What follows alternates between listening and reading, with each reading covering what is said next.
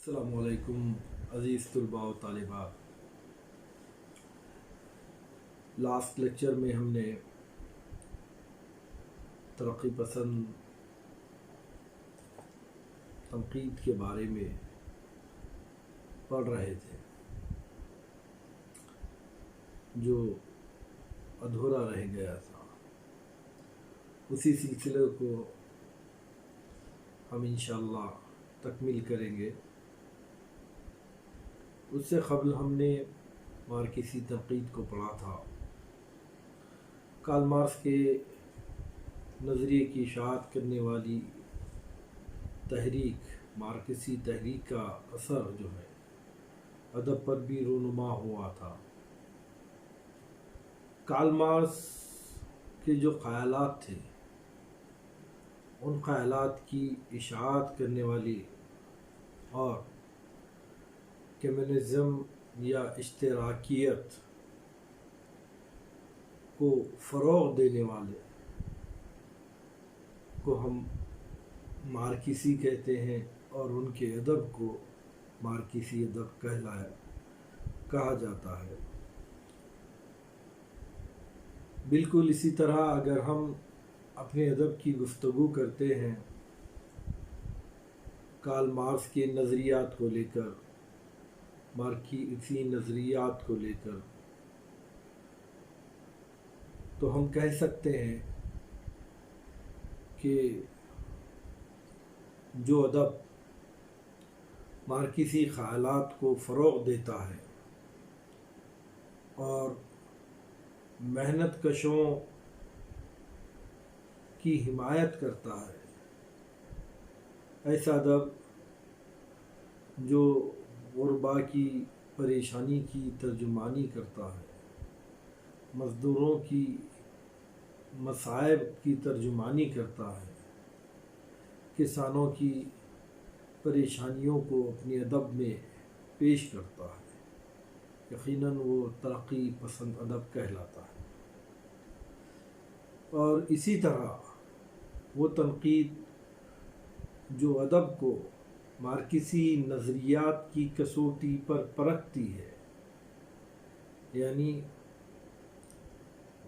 ایسی تنقید جس کا نظریہ یہ ہو کہ ادب میں مزدوروں کی یا انسانی زندگی کی ترجمانی ہو، وہ مارکسی تنقید کہلاتی ہے۔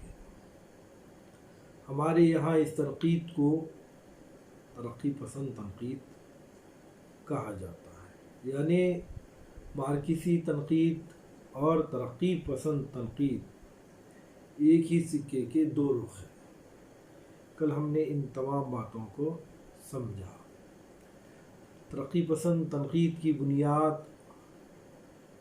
یا پروگریسو رائٹرز ایسوسی ایشن یعنی انجمن ترقی پسند مصنفین کی بنیاد 1932 میں ہندوستان میں سجاد ظہیر کے ذریعے رکھی گئی، جس کا سب سے بڑا مقصد یہ تھا کہ ادب کو انسانی زندگی کی ترجمانی کا ذریعہ بنایا جائے، اس کے ساتھ ساتھ ادب کو زندگی سے وابستہ کرایا جائے، خیالی دنیا سے نکال کر حقیقی دنیا کی ترجمانی کرنے کا قابل بنایا جائے۔ اور اسی مقصد کے تحت ترقی پسند تنقید کی یا ترقی پسند تحریک کی بنیاد جو ہے ہندوستان میں رکھی گئی، اور یہ ترقی پسند تحریک تھی جس کے بانیان میں جہاں سجاد ظہیر ہیں، وہیں جو ہے منشی پریم چند بھی تھے، جنہوں نے کہا تھا کہ ادب وہ ادب ہوگا جو ہماری کسوٹی پر کھرا اترے گا، جس کے ذریعے سے انسان میں حرکت پیدا ہوگی اور وہ ہمیں نیند میں یا بیدار کرنے کا ایک ذریعہ بنے گا۔ تو ترقی پسند تحریک کے ذریعے سے 1932 میں ہندوستان میں ادب کے نظریات کو بدلنے کی کوشش کی گئی۔ اب ادب برائے ادب نہ ہوتے ہوئے ادب برائے مقصدیت کی طرف اس کا سفر شروع ہوا۔ جب ہندوستان میں سجاد ظہیر اپنی تعلیم مکمل کرنے کے بعد لوٹ آئے، تعلیم سے فارغ ہو کر جب وہ ہندوستان لوٹ آئے تو انہوں نے اس تنظیم کی بنیاد یہاں پر رکھی اور اس کا ایک منشور جاری کیا، اور اس منشور میں انہوں نے اعلان کیا تھا کہ ادب ایسے حالات میں غیر جانبدار نہیں رہ سکتا، نہ ادب نہ تو ادیب، بلکہ اب ادب کچھ اس طرح ہوگا کہ وہ ہمیں مظلوموں کی حمایت کرتا ہوا نظر آئے گا، کیونکہ ادب کی بنیادیں زندگی میں پیوست ہیں، اور زندگی مسلسل تغیر و تبدل کی کہانی ہے۔ زندگی ہمیشہ بدلتے رہتی ہے، زندگی میں یکسانیت نہیں رہتی ہے، اور تغیر و تبدل کا نام ہی زندگی ہے۔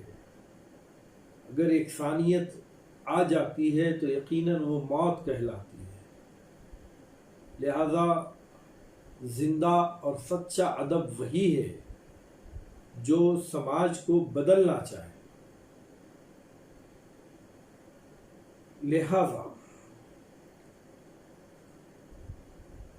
اسے عروج کی راہ دکھانا ضروری ہے ادب کو، اور انسانیت کی ایسا ادب تعمیر کیا جانا ضروری ہے کہ جس سے انسانیت کی اور انسانی زندگی کے ارتقاء کی خدمت کا ذریعہ بنایا جائے، اور زندگی کے ارتقاء کا ادب کو علمبردار بنانا بے انتہا ضروری تھا۔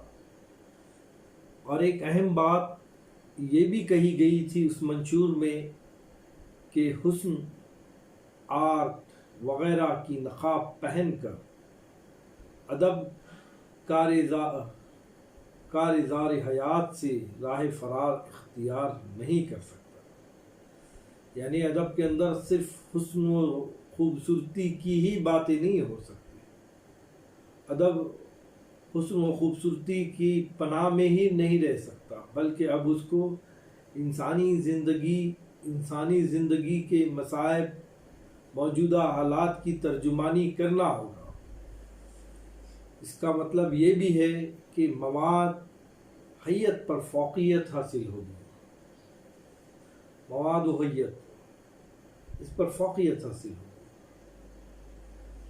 اس تحریک کو ابتدا میں بابائے اردو مولوی عبدالحق، منشی پریم چند اور جوش ملیح آبادی کی سرپرستی حاصل ہوئی۔ اس کی وجوہات بھی تھے، جیسے اس سے قبل کے لیکچر میں میں نے آپ سے کہا تھا کہ ملک ہمارا ایک سنگین دور سے گزر رہا تھا، اور وہ سنگین دور یہ تھا کہ ملک پر انگریزوں کی حکومت قائم تھی، انگریز ہمیں غلام بنا دیے تھے، اور پورے ملک میں ایک قسم کی بے یقینی کی سی کیفیت طاری تھی، عوام ڈرے ہوئے سہمے ہوئے تھے، سماج میں کوئی تغیر و تبدیلی رونما نہیں ہو رہی تھی۔ ہم نے بارہا پڑھا ہے کہ ادیب سماج کا سب سے حساس حصہ ہوتا ہے، لہذا ایسے حالات میں ان ادباء و شعراء کا تعاون اس تحریک کو ملنا یقینی تھا۔ تو اس تحریک کی ابتدا، ترقی پسند تحریک کی ابتدا یا ترقی پسند تنقید کی ابتدا، یا ابتدائی دور میں مولوی عبدالحق، منشی پریم چند اور جوش ملیح آبادی جیسے عظیم الشان ادیب و شعراء کا تعاون حاصل ہوا اس کو، بعد کو یہ کارواں بڑھتا گیا اور وافر مقدار میں وہ ادیب یا ان ادیب کے ذریعے سے وہ ادب وجود میں آنے لگا جو مندرجہ بالا منشور میں، جو میں نے ابھی آپ کے سامنے پڑھا، کیا منشور تھا کہ ایسے حالات میں ادب اور ادیب غیر جانبدار نہیں رہ سکتے، اب وہ مظلوموں کی حمایت کرے گا. یعنی اب ایسا ادب وجود میں آنے لگا تھا جو غربا کی حمایت کرتا ہوا نظر آ رہا تھا. کوئی خواب کی پریوں پر اور میٹھے خواب کی زندگی پر مبنی ادب نہیں رہا تھا. اس تحریک کے ذریعے سے ادیبوں نے وہ ادب کو وجود میں لایا، وہ تخلیق کو وجود میں لایا جس کی وجہ سے ہمیں غربا کی حمایت کرتا ہوا ادب محسوس ہونے لگا. مندرجہ بالا منشور کے معیار پر پورا کامل پورا اترتا ہوا وہ ہمیں نظر آتا ہے. اسی کے ساتھ یعنی انہی ایام میں ترقی پسند تنقید کی داغ بیل پڑی. بہت سارے دبا و شعراء نے، بہت سارے نقادوں نے ادب کا مطالعہ کیا اور ادب میں تبدیلیاں پیدا کرنے کی کوشش کی. ادب کی قدر و قیمت کا تعین کیا گیا اور ادب کی قدر و قیمت کا تعین کرنے کے لیے سخت معیار مقرر کیے اور دیکھتے ہی دیکھتے اردو تنقید پر ترقی پسندی کا غلبہ ہو گیا. بقول خلیل الرحمن اعظمی کے میں الفاظ کوٹیشن کہہ رہا ہوں، آپ لوگ اس کو بغور سماعت فرمائیے گا. وہ کہتے ہیں کہ ترقی پسند تحریک نے شاعری اور افسانہ نگاری کے علاوہ اردو زبان کے جس شعبے کو سب سے زیادہ متاثر کیا وہ ادبی تنقید ہے. اگر یہ کہا جائے تو کچھ بے جا نہ ہوگا کہ اس تحریک کی بدولت اردو تنقید کو ایک نیا ذہن، ایک نیا مزاج اور ایک منفرد کردار نصیب ہوا. یعنی اردو نقادوں نے، ترقی پسند نقادوں نے اپنے جو اصول بنائے ہوئے تھے، ان کے اصول کیا تھے کہ اب ادب زندگی کی ترجمانی کرے گا، اب ادب غربا کی، مظلوموں کی حمایت کرے گا، ان کی پریشانیوں کا تذکرہ جو ہے ادب میں شامل کیا جائے گا. اب نظمیں کسی خوبصورت حسین و جمیل پری پر کہنے کے بجائے غزلیں کسان کے پسینے پر کہی جائیں گی، مزدور کی محنت پر کہی جائیں گی، غریب کی غربت پر کہی جائے گی. اس طرح کا ادب جو ہے تخلیق کیا جانے لگا تھا. تو ایک نیا ذہن، ایک نئی سوچ، ایک نیا مزاج اور ایک نیا منفرد کردار ادب میں ہمیں ترقی پسند تحریک کے سبب یا ترقی پسند تنقید کے سبب دیکھنے میں مل رہا. ترقی پسند نقادوں نے پچھلے ادب کو بالکل جو ہے ریجیکٹ کر دیا تھا، مسترد کر دیا تھا. ان کے نظر میں اب صرف ادب کی ادبیت سے زیادہ مقصدیت اہمیت کی تھی. وہ چاہتے تھے کہ ادب کو ایک مقصد کا اعلی کار بنایا جائے اور اسی کے ذریعے سے ادب میں وہ باتوں کو شامل کیا جائے جس کو پڑھنے کے بعد قاری کی زندگی میں ایک تبدیلی رونما ہو. اس کا ذہن موجودہ حالات و کیفیت کو سوچنے کے قابل ہو، وہ غریبوں کی حمایت کرنے پر آمادہ ہو جائے، وہ مزدور کی پریشانیوں کو سمجھنے کے قابل ہو جائے. اس کے اندر سرمایہ داروں سے کی بنسبت سرمایہ داروں سے متعلق ایک شعور پیدا ہو جائے کہ ان لوگوں نے کس طریقے سے غریبوں کی زندگی کو اپنے شکنجے میں کسا ہوا ہے، اور اسی سے متعلق ادب بھی لکھا جانے لگا. प्रेमचंद का लिखने का तर्ज बदल गया। कफन जैसा बेहतरीन अफसाना मंजर आम पर आया। दिगर और भी बहुत अच्छे अच्छे अफसाने जिसमें गुरबा की पर हिमायत करता हुआ अदब हमें नज़र आता है, वो तख्लीक हुआ है। तरक्की पसंद तनकीद उर्दू अदब को एक मुकर्ररा सिमत की तरफ ले जाना चाहती थी। उनकी एक सिमत मुकर्रर थी, तय थी, उनका एक मकसद तय था, और उसी की तरफ तरक्की पसंद अदब ये चाहता था कि अब जितना अदब लिखा जाए उसके अंदर वो तमाम बातों की तर्जुमानी हो, मकसदियत हो, सिमत मुतय्यन हो। उसके सामने अदब के मुकर्ररा उसूल थे। तरक्की पसंद नक्कादों ने अपने अकायद की तर्जुमानी के लिए, अपने ख़यालात की इशाअत के लिए, अपनी सोच व फिक्र की इशाअत के लिए रिसालों, जल्सों और ऐलान नामों का इस्तेमाल किया। इनके ज़रिए अपने मकासद को वाज़े किया है, और इस तरह हिंदुस्तान में तरक्की पसंद तहरीक का बोलबाला हुआ, और उससे शायरी अदब भी मुतासिर हुआ, शायरी मुतासिर हुई, नसर मुतासिर हुई, अफसाना निगारी मुतासिर हुई, और सबसे ज़्यादा जो चीज़ मुतासिर हुई वो है हमारी तनकीद है।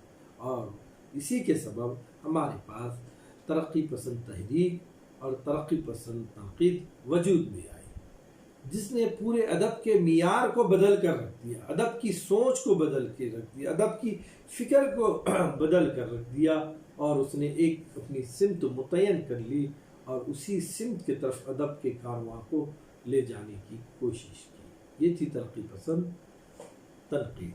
इससे मुतालिका और भी दीगर बातें हैं, इंशाअल्लाह दूसरे वीडियो में हम उसको, या दूसरे लेक्चर में हम आपको इससे रोशनास कराएंगे। आज के लिए इतना काफ़ी है। बहुत बहुत शुक्रिया।